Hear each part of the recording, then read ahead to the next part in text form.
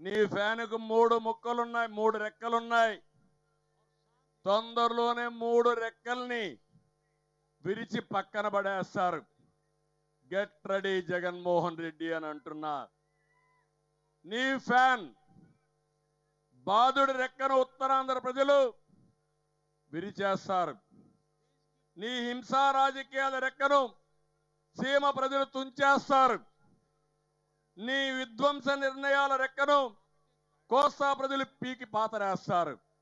కడాని నీకు మిగిలేది మొండి ఫ్యాను నీ చేతిలో పెట్టి నీ రివర్స్ పాలనకు రివర్స్ గిఫ్ట్ నీకు ఇస్తారు. తాడేపల్లి ప్యాలెస్ లో తీరిగ్గా కూర్చొని బాధపడే రోజు తొందరలోనే వస్తుందని చెప్పి కూడా నేను మీకు తెలియజేస్తున్నా.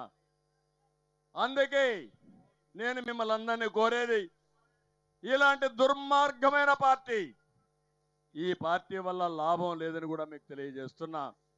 ఇక్కడే జిల్లాలో నేను చూశాను, ఇప్పుడే రూరల్ కాన్స్టిట్యున్సీ ఉంది. శ్రీధర్ రెడ్డి గారు ఇక్కడే ఉన్నారు. నెల్లూరు రూరల్లో దళిత గిరిజన విద్యార్థుల కోసం టీడీపీ హయాంలో అక్క చెరువుపాడులో గురుకుల పాఠశాల నిర్మించారు. 90% పూర్తి అయింది. 10% పూర్తి చేయమని కోరాడు. ఎన్నిసార్లు తిరిగినా కాలేదు. కొండాయిపాలెం గేట్ దగ్గర Ambedkar study circle BC Bhavan నిర్మాణం చేపడితే ఆ పనులు పూర్తి కాలేదు. అడిగాడు, అది కూడా పూర్తి కాలేదు. ఇక్కడే అమంచర్లో 500 ఎకరాలు భూమి ఉంది. పరిశ్రమలు పెట్టండి, మా పిల్లలకు ఉద్యోగాలు వస్తాయంటే అతి లేదు గతి లేదు. ఆయన అడిగాడని కోపంతో ఆయన ఫోన్ ట్యాప్ చేయడం మొదలుపెట్టారు. అక్కడి నుంచి ఎక్కడికక్కడ వేధింపులు మొదలుపెట్టాడు. అందుకే నువ్వు చేసింది తప్పని చెప్పడానికి శ్రీధర్ రెడ్డి ఎదురు తిరిగాడు, పోరాడాడు. అదే సైకో పైన తిరుగుబాటు అని చెప్పి నేను మీకు తెలియజేస్తున్నా. అందుకే ఒక్కసారి మీరు ఆలోచించండి. ఈ మీటింగ్ ద్వారా రాష్ట్రం మొత్తం ఆలోచించాలి. ఒక్క రవాణా శాఖ ఈరోజు మాట్లాడితే నేనేదో ఏదో చేశారని చెప్తున్నాడు.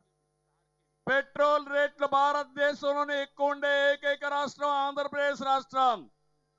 అందుకే మన వాళ్ళు పోతే తమిళనాడు నుంచి వస్తా ఉంటే సూళూరుపేటకు అవతలనే పెట్రోల్ వేసుకొని వస్తారు. కర్ణాటక నుంచి వస్తే కర్ణాటక బార్డర్లో పెట్రోల్ వేసుకొని వస్తారు. అంటే ఎక్కడ పోయినా మనకంటే 10 రూపాయల నుంచి 20 రూపాయలు చౌకగా పెట్రోల్ డీజిల్ దొరికే పరిస్థితి వచ్చింది. ఒక ఆటో ఒక నెలలో కనీసం అదనంగా 1500 నుంచి 2000 రూపాయలు పే చేస్తున్నాడు. అంటే సంవత్సరంలో 24,000 రూపాయలు ఒక పెట్రోల్ డీజిల్ పైన అదనంగా పే చేస్తాడు. ఇది కాకుండా రోడ్లన్నీ పోయినాయి. రోడ్లు పోయినాయి కాబట్టి ఎక్కడికక్కడ రిపేర్లు వస్తాయి. దీనికి కనీసం 10,000 నుంచి 15,000 రూపాయలు రిపేర్ ఛార్జీలు అవుతున్నాయి. ఇది కాకుండా ఇంకో పక్క మీరు చూస్తే చలానా పేరుతో యూనిఫామ్ లేదని, లేకపోతే సరైన రికార్డులు లేవని ఎక్కడికక్కడ వాళ్ళని వేధించే పరిస్థితికి వచ్చారు. కాకి చొక్కా వేసుకోలేదని, స్పీడ్ ఎక్కువైందని, బీమా లేదని, రాంగ్ రూట్ అని, ఫిట్నెస్ సర్టిఫికెట్ లేదని వేధింపులు మొదలైనాయి. మొత్తం కలిసి ఒక ఆటో కార్మికుడి పైన అదనంగా 50,000 రూపాయలు భారం పడింది. నువ్వు ఇచ్చేది ఎంత? 10,000 రూపాయలు. అది కూడా ఎంతమందికి ఇస్తున్నావు? 10 లక్షల మంది డ్రైవర్లుంటే నువ్వు ఇచ్చేది 2,60,000 మందికి. అంటే మీరు దోచుకున్నది 5,000 రూపాయలు, మీరిచ్చింది 260 రూపాయలు. దీనిపైన రోజువారీగా నేను ఆటో డ్రైవర్లకు అది చేశా ఇది చేశానని చెప్పే పరిస్థితిలో ఉన్నాడు. ఇంకో పక్క మీరు చూస్తే గ్రీన్ ట్యాక్స్ అదనంగా కర్ణాటకలో 200, తమిళనాడులో 500, తెలుగుదేశం పార్టీ హయాంలో 200, ఇప్పుడు కనిష్టం 2,395, గరిష్టం 30,820 రూపాయలు. ఇది దోపిడీ కాకపోతే ఏమవుతుందని అడుగుతున్నాను.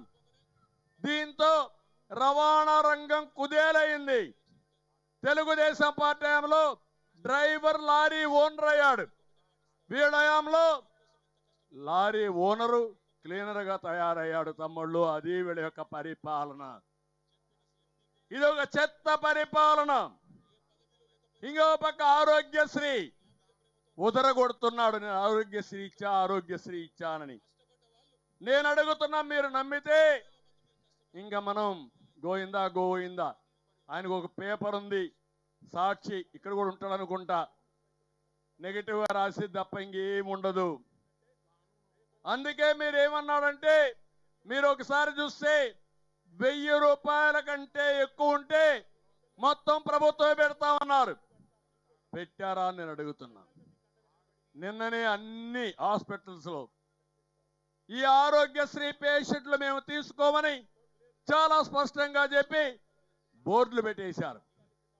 అంటే కనీసం పేదవాడి ఆరోగ్య ఖర్చులు కూడా భరించలేని మీరు బ్రహ్మాండంగా పేదవాడి ఆరోగ్యాన్ని బాగు చేశారా నేను అడుగుతున్నా. మాట్లాడితే రౌడిజం చేస్తున్నారు, వాళ్ళపైన కూడా దాడి చేస్తున్నారు.